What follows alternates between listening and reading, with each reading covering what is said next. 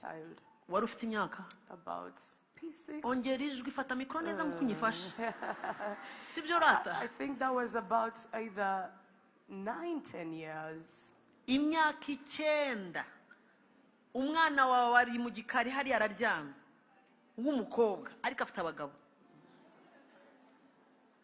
mama busirimu gataha ma mbwira ukagira ngo warasimutse harya ntukigira umwanya wo gusengana n'abana ntabwo muri très busy kuko akazi kabaye kenshi turi très busy amafaranga yabaye amafaranga ukareba gusa baryamye ikiringi ni cyiza mwatemo parfum yes udutera parfum mu biringiti by'abana di yes yari iki yasomeje iki yoze kangahe mwamusokoje ingohe I tell you uhakeye umwana ku buryo n'umukozi avuga ngo what kumbe satani avuga ngo nushaka umuhe yarute 5 ngewe nzaho ndi buce never umwana w'imyaka 9 karajya kuryama mama ntabizi ko gafite imyaka 10 20 ajya kuri university right fata mikoro gutkerega Yes.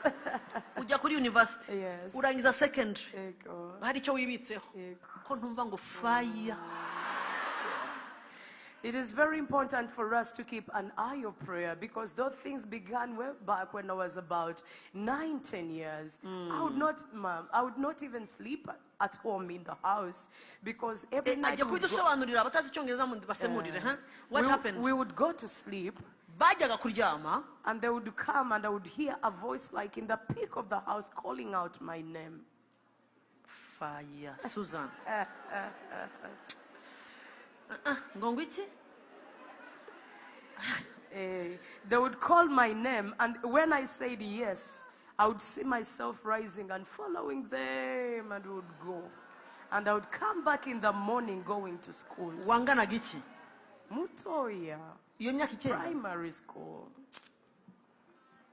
yumvaga ijwi rivugira ahantu mu nguni mu ijoro uryamye Yego.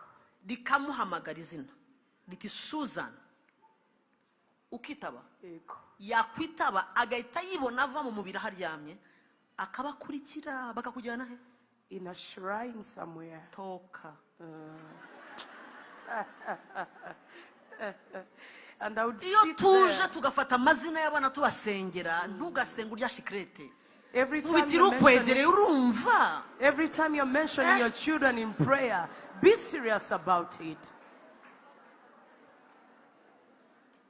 bamujyana ubwo mama araryamye papa araryamye sibyo uyu niwe first born bakamujyana mu kazu kabaki Kabapfumu somewhere. ahantu ugahita wibonayo There till morning. They will only release me at 6 in the morning and I see myself lying back and I get back, I wake up, begin showering, go to school.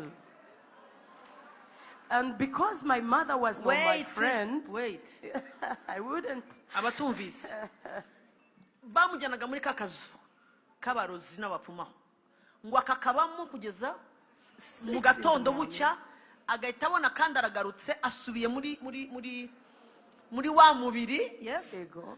agahita abyuka nk'abandi bana bose uzwi n'abana babyuka batese abyuka mama cyo koma ariko ndashaka muri iyo filime tukine filime gato umwana arabyutse kumbe ntiyaraye mu rugo rwawe and then you wake up I would wake up, shower and go to school. akoga nk'abandi bana bakajya ku ishuri And nobody knew because I wouldn't tell anyone.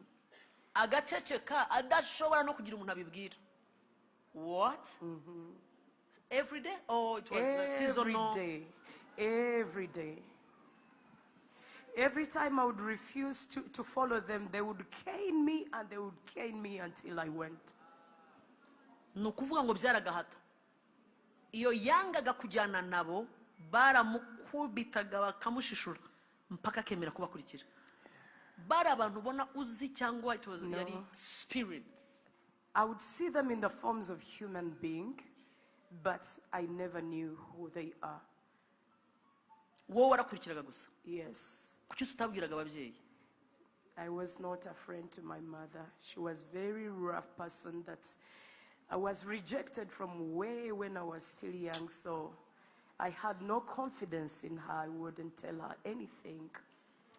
yari yarabaye rejected na mama we, ari umuntu ukaze cyane umukubita cyane, akumva ntamwisanzuyeho kumubwira ibimo biramubaho.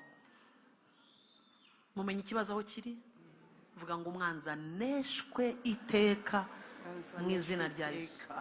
Icyo mutazi rero nuko mama ashobora kuba atari uko yari umunyamahane, ahubwo ya myuka ikamutera, sinzi ko mwakimenye, ikamushyiramo amahane kugira ngo itandukanye, ishyira igikuta hagati y'umwana n'umubyeyi. Ya myuka ibona uko igatsindagira neza. Never igihe ababyeyi bamwe no gutwara abana muri church twumva atari si ibintu duha ugatuma wakatundi n'abana bato. Satani nta mwana muto agira, ahubwo arabizi neza ko iyo urufatiro runyeganyeze, arabizi ko ahera mu rufatiro kugira ngo